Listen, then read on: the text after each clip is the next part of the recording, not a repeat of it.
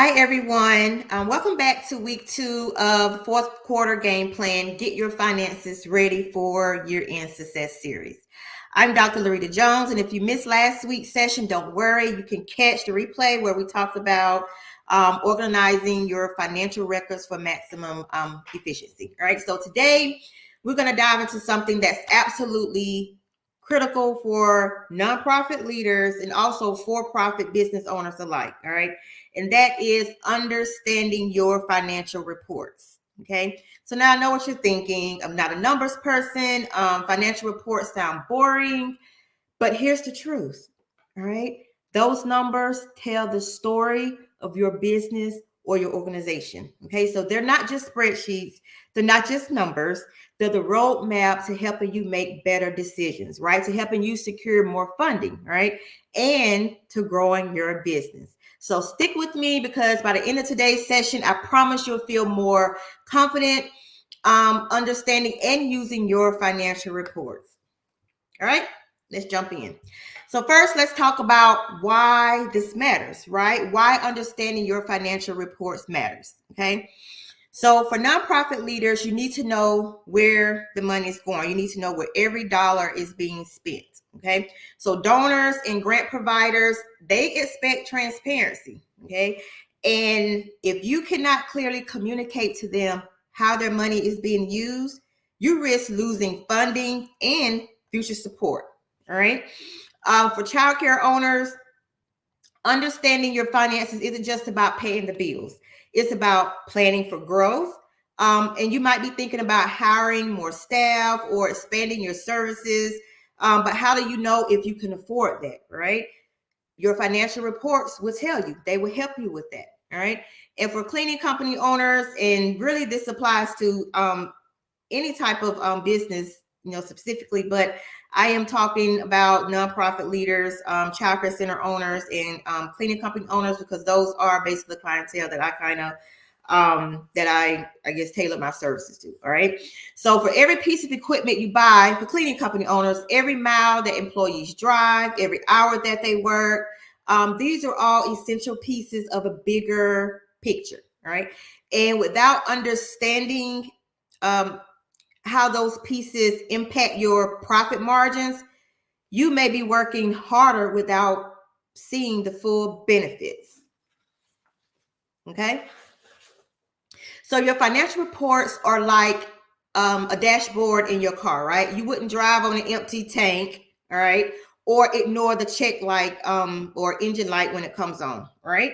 So your financial reports are telling you whether you have enough fuel to keep going, and if there's anything that you need to do to fix it if you don't have enough fuel, right?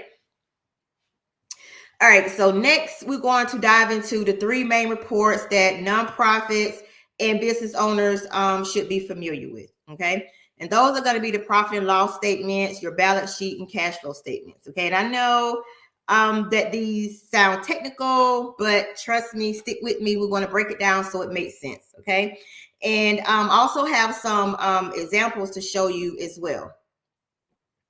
All right. So for nonprofit organizations, we'll talk about the profit and loss report first. All right. So this report shows you what you've earned and what you spent over a specific time frame. All right. So think of it as a sort of like a snapshot of your business's overall health. Right. So for nonprofits, the profit and loss report, which is called statement of activities, helps you to track your program expenses versus your administrative costs. All right. So it helps you see what you're spending on your actual program expenses and then what you're spending on your administrative expenses. All right. So if your organization is spending too much money on your administrative stuff or administrative expenses and not enough on your programs, donors might start to question, where's this money going? It's not, you said that it was going to support these particular programs, but that's not what we're seeing here. All right. For childcare centers, it can show you tuition revenue versus costs like staffing, supplies, and facility maintenance, right? So if your expenses are creeping up or they're increasing, this is where you will catch it, right? Looking at your profit and loss report, all right? And for cleaning companies, you can see how much revenue is coming in from your clients, and you can compare that revenue would cost, like how much you're paying on payroll, how much you're spending on equipment and supplies. And this will help you kind of figure out or determine if your pricing your services right, okay, or if you need to make some type of adjustments. All right. So for example, I had a cleaning company client who wasn't seeing much profit. Okay. When we looked at their profit and loss report, it became clear their supply costs were basically eating into all of their revenue. Okay. So they needed to go in and take a look at the supplies they were using, what supply company they were using, and so forth. So by switching to a bulk supplier and negotiating some of those contracts, they were able to improve their profit margin. All right, but they wouldn't have been able to do that if they weren't keeping up with their expenses and so forth, and being able to look at their profit and loss report to see where the problem lies. Okay. So next we're going to talk about the balance sheet. And the balance sheet is like a financial snapshot of everything your organization or everything that your business owns. All right. So it's going to look at your assets, and then it's going to look at everything that you owe, like your liabilities. All right. So basically it's your net worth at a particular point in time. Okay. So for nonprofits, their balance sheet is called the statement of financial position. And your assets might include things like grants, all right, things like donations that haven't been spent yet, while your liabilities could be like unpaid program expenses. Okay, so you need a healthy balance between the two to make sure that you're showing funders that you are financially stable. All right. Now, for childcare centers, assets might include buildings, right? You may have more than one childcare center. The equipment that you own, and any tuition that you're owed, all right, which is your accounts receivable, while your liabilities could be unpaid payroll or bills. All right. So a strong balance sheet helps you to plan for future expansions or to plan for future improvements. All right. Now, for cleaning companies, your assets could be things like the cleaning equipment that you're using, right? Or the money that you're owed by clients, again, accounts receivables, right? And then your liabilities might include your outstanding bills or your outstanding loan payments. Okay. So if your liabilities are much higher than your assets, then that's a red flag. All right. And you're essentially in the red, and that needs to be addressed very quickly. All right. Now, one of the things that I just want to note to the childcare center owners, the cleaning company owners, and any other businesses, if you're offering a service, a consistent service on a monthly basis, like childcare or like cleaning services, I highly suggest that you have some type of automatic pay system, because this would definitely help with your cash flow. So if you have like childcare, you're providing childcare to parents or whomever, and daycare fees are due on the 3rd of each month, then you need to have it where it's automatically being drafted out of your client's bank account on that specific day. And that will prevent any type of lags in payment, which means they're paying late or non-payments or so forth, or even cut down on late payments, right? So it actually is kind of like a win-win, because it prevents them from having to spend extra money on paying late, and then it helps you by being able to have consistent revenue streams. All right, so just keep that in mind. If you are providing services on a consistent basis, I highly recommend that you have some type of automated system where you are actually receiving your monthly payments automatically. All right. So once I worked with a childcare center that was thinking about expanding, right? They wanted to just get a bigger building or expand the current building. But when we looked at their balance sheet, we quickly realized that they didn't have enough assets to comfortably take on that additional debt that's required for that expansion, right? So by holding off, they avoided a potential financial disaster, right? And the financial statements are very, very important and very, very crucial to helping you make those types of business decisions. All right. So next we're going to talk about the cash flow statement. All right. So if the profit and loss tells you what you've earned, right, and the balance sheet tells you your overall worth, that means the cash flow statement is going to tell you how much cash is actually moving in and out of your business or your organization. All right. And let me tell you, cash flow is the lifeblood of any operation. All right. It is the heart. All right. It pumps the blood that which you need to survive. All right. So for nonprofits, you may have a lot of funding coming in, right? But if it's all tied up in restricted grants, restricted funding, which means that you can only spend it on particular things, or it's already earmarked for future programs, then it doesn't help you cover today's bills, right? It doesn't help you cover today's liabilities. So the cash flow statement will show you if you have enough liquid cash, right, to keep things running smoothly. For childcare centers, you might have a full roster of kids, all right? But if parents are paying late or if expenses hit before tuition payments come in, then you could find yourself struggling to make payroll, right? And you don't want to do that. Your employees need to feel confident and sure that they're going to get paid on a consistent basis during the same time frame each month or however they're paid. All right. So cash flow management will help you stay afloat during those tough periods. All right. Again, you want to make sure that you are using some type of automatic payroll system. Payment system, so that when your clients, when it's time for them to pay, you're not waiting for them to bring you a check. You're not waiting for them to bring you cash.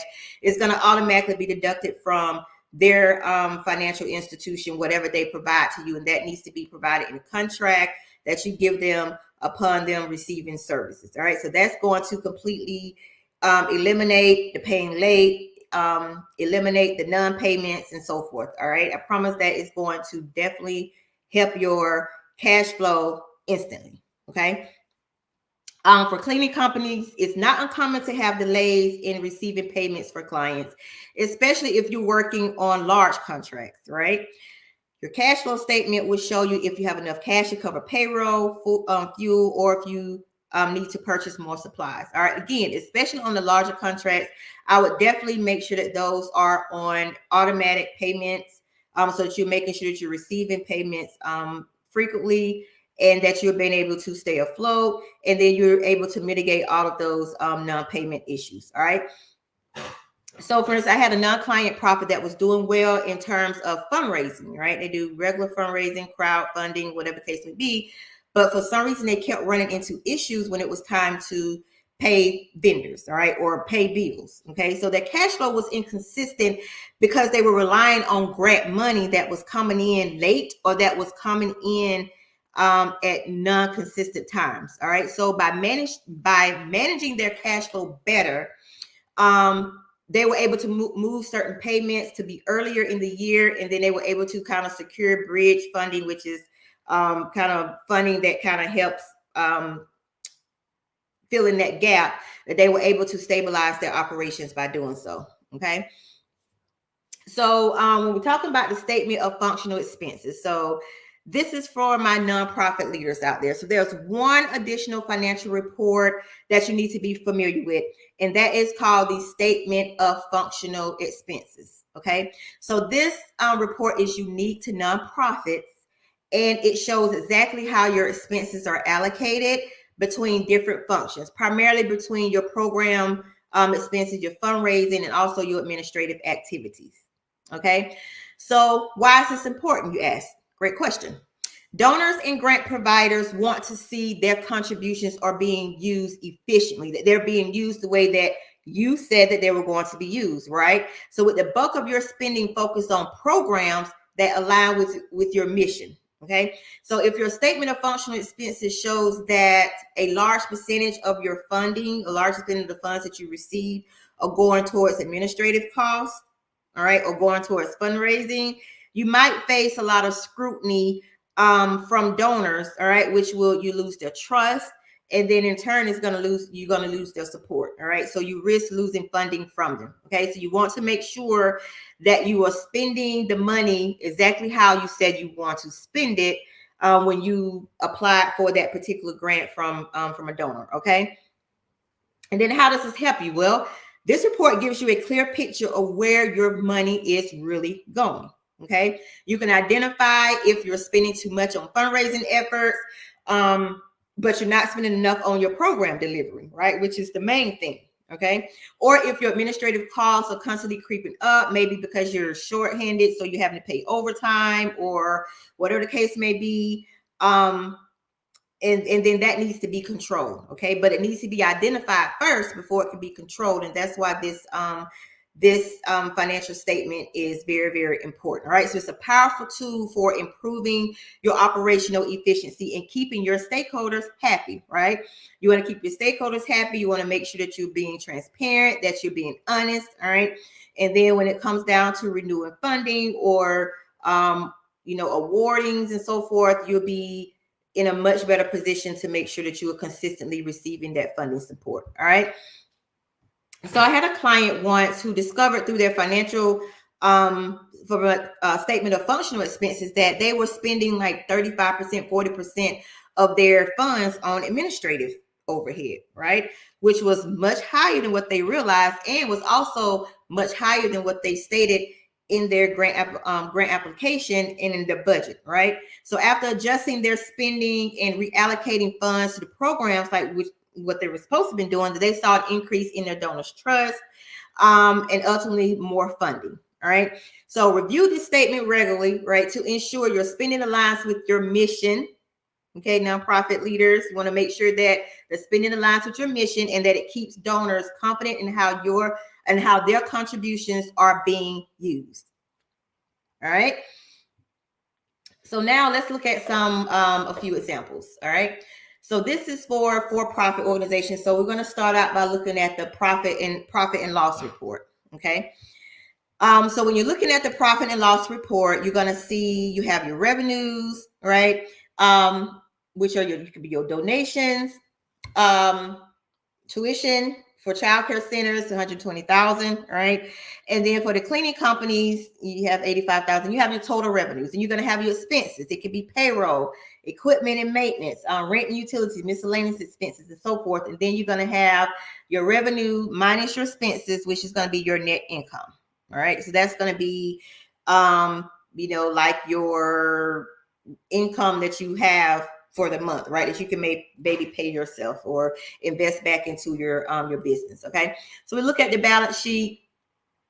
You're going to have your cash because you're looking at your assets. You're going to have your cash. You're going to have your accounts receivables, any type of equipment that you own, property and so forth. And you have your total assets. Then you're going to have your liabilities, all right, which are things that you owe, all right. Loans payables, and so forth, other liabilities and everything. So you're going to have your total assets, liabilities, right? And then you're going to have your net assets. Okay. Lastly, for profits, you're going to have your cash flow statement. And with your cash flow statement, you have cash received from clients, cash paid that you've paid out for expenses, and then so forth. The investing activities going down. Anyways, that you see that you have a net increase in cash of 85,000. All right. And this is from a period of January through September. You can run this for any time frame. You can do it by month. You can do it by quarter, or whatever the case may be. All right. So let's take a look at some financial statements for nonprofits. Okay.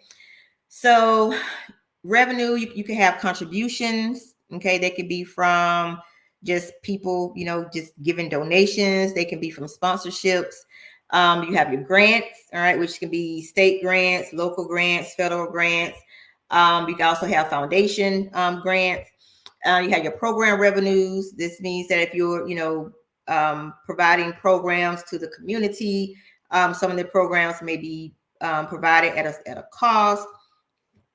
And so that's money that you're getting there, investment income, and then you have your total revenue. Then you have your expenses like payroll, what you spent by fundraising, which may be like buildings that you have to rent or just items that you need to make sure the fundraiser goes as planned. Management general, you have your total expenses, and then you can have your net assets for what you started with and then what you ended up with. All right. Statement of financial position, which is your balance sheet. So you have your assets versus your liabilities here. Okay. Cash flow statement, same thing. You're going to have your operating activities. Okay. Your investing activities and then your financing activities.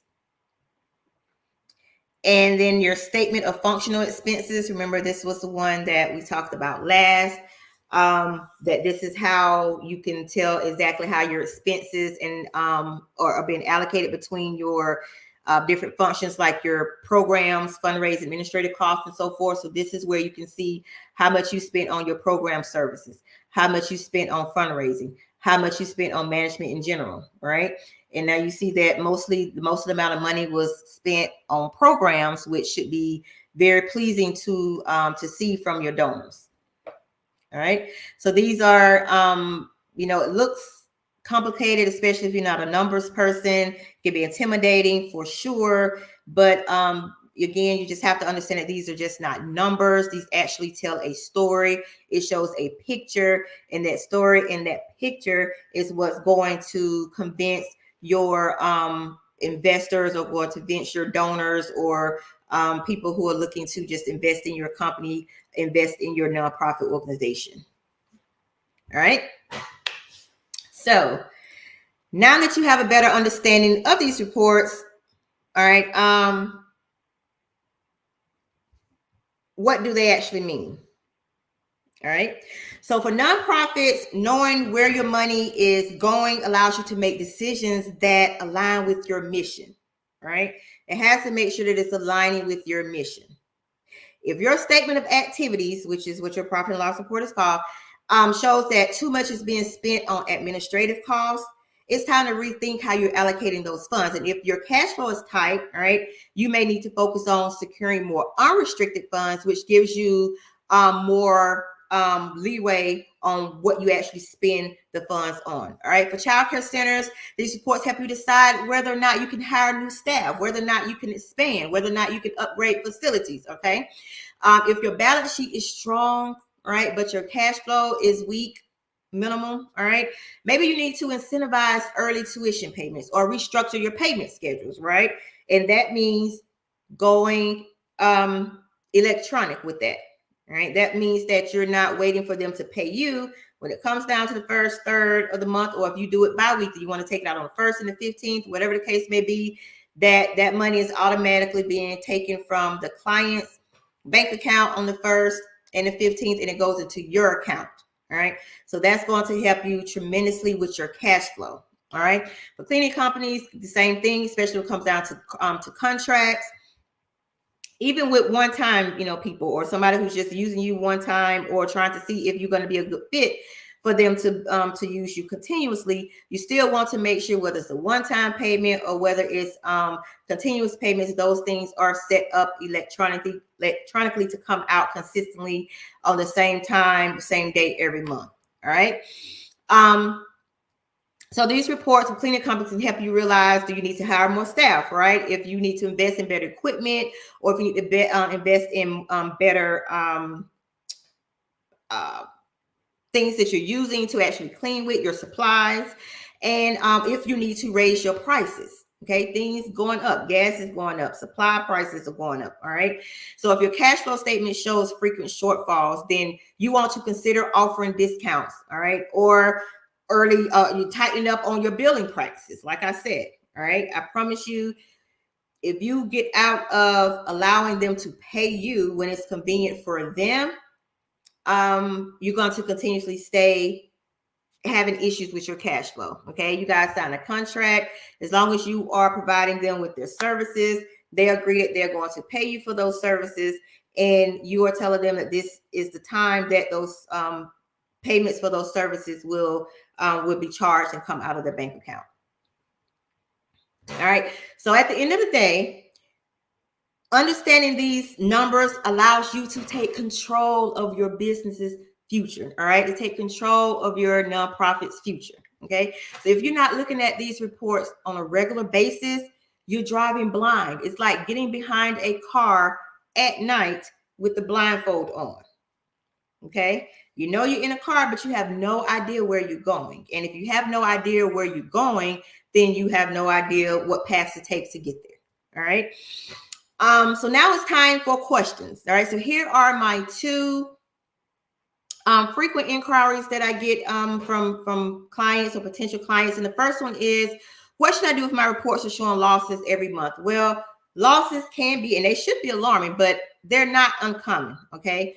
Especially during tough economic times in which we are operating in. All right. So first, you want to look at those losses. You want to look at where they're coming from. Are your expenses too high? Is your revenue too low? Right? Are you charging? Are you not charging enough? All right. So you want to focus on cutting unnecessary costs, or you want to focus on finding better revenue streams or finding new revenue streams. Okay. This is where understanding your cash flow and your balance sheet becomes crucial. It's very critical. All right. It will help you pinpoint exactly where these specific issues lie. All right, the next frequent question that I get is, how often should I be reviewing these reports? Ideally, you should be reviewing this report monthly, okay? Bi-monthly may be more necessary depending on the size of your nonprofit or the size of your organization or business, all right? But this gives you enough time to kind of spot any trends, all right? To adjust any budgets, to make any type of adjustments, whether it be increases in your services, all right?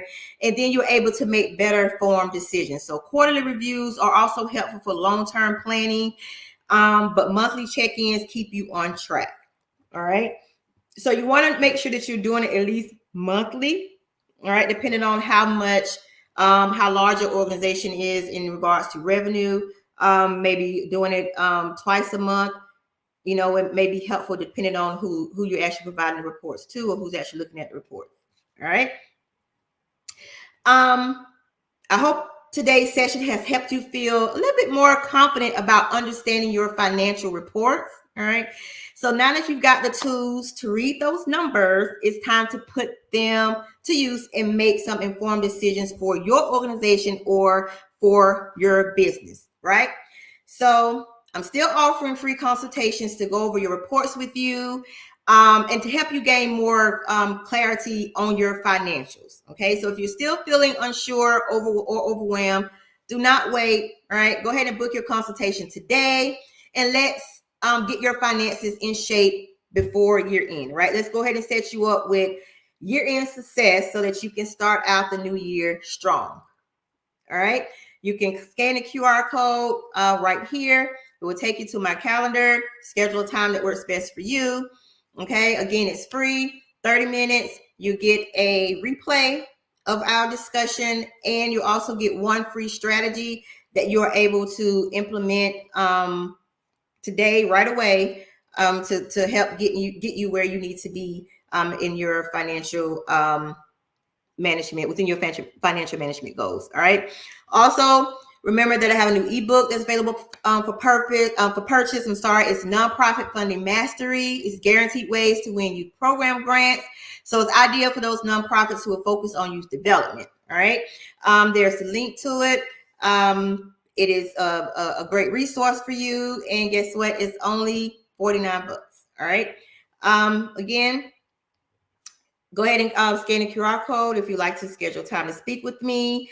And everybody have a good day. And I will see you all next week for week 3, where we'll talk about forecasting, all right, for quarter 4 and beyond.